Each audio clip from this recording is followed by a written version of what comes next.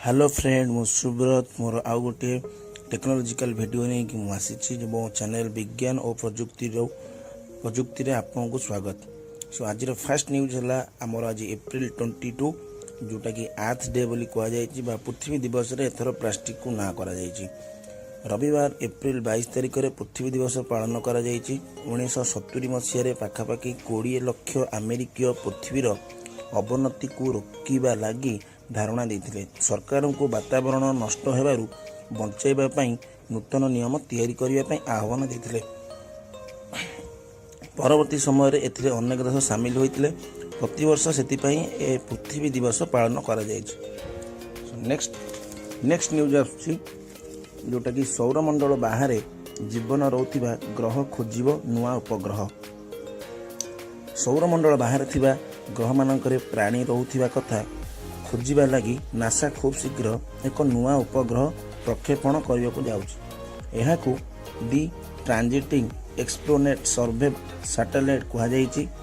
ए उपग्रहर मूल गवेषक George recur कहते जे TESS निश्चित भाव एभली ग्रह खोजी बाहर करिवो जार वायुमंडल रे प्राणी जीवित रही पारिबो किंबा प्राणी रहउथिबो। मैसाचुसेट्स इंस्टीट्यूट ऑफ टेक्नोलॉजी द्वारा ए उपग्रहर विकास करा जायछि। ए उपग्रह गोटे फ्रीजर आकार भली तैयारी होईछि। सेथिरे 4टी कैमेरा खंजा होईछि। उक्त उपग्रह पाखापाखि आसंता 2 वर्ष धरी आकाश रे भ्रमण करिवो। सो नेक्स्ट वीडियो आछि शब्द रहित सुपरसोनिक विमान। प्रथम थर पई नासा एभली एक सुपरसोनिक विमान तैयारी करने को जाउछि जहां ध्वनि रहित। यह अन्य सुपरसोनिक विमान परी तैयारी हेउछि, मात्र एथिरु कौनसी शब्द शुभिब नाही। यार नाम दिया जायछि एक्स प्लेन्स। ए विमान ध्वनिर गति ठारू अधिक गति रे उड़िबो बोली वैज्ञानिक माने सूचना दैछन्ति। एहाको निर्माण करुछि अमेरिकार लॉकहीड मार्टिन एरोनॉटिक्स कंपनी, जहाँ 2021 सुधा शेष हेबो बोली कंपनी प्रकाश करिछि। एही विमान 94 फुट लंबा, यार डेणार 29.5 फुट और इंधन सह विमान ओजन पाखापाखि 1,77,000 किलोग्राम हेबो। यह 55,000 फुट उच्च पर्यंत उड़ी पारिबो। 1,512 किलोमीटर प्रति घंटा बेगरे यह उड़ी पारिबो बोली नासा प्रकाश करिछि। नेक्स्ट न्यूज आछि से महाकाश उपर जोते कि महाकाश होटल राति को 5.14 कोटी नेब। आउ 4 वर्ष पर पर्यटक मानकु महाकाश रे छुट्टी काटिबार नियारा अनुभव मिल पारिबो।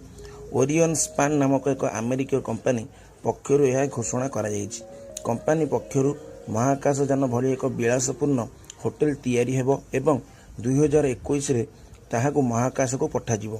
पृथ्वी पृष्ठरु 321 किलोमीटर उच्चतार ताहा भासमान अवस्था रे रहिबो।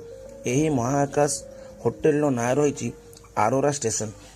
रातिक भड़ा मूल्य 5.14 कोटी टंका।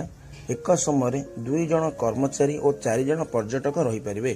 ब्रह्मांडर महाजागतिक दृश्य सांगकू दिन को 16 थर सूर्योदय और सूर्यास्त देखिबार सुजोग मिलिबो। परिवार बंधु मान सहित जोगाजोग लगी होटल भितर समस्त प्रकार अत्याधुनिक व्यवस्था रही। सो यहाँ थिला एतिकी आज मो वीडियो रे। सो वीडियो जदि भल लागु लाइक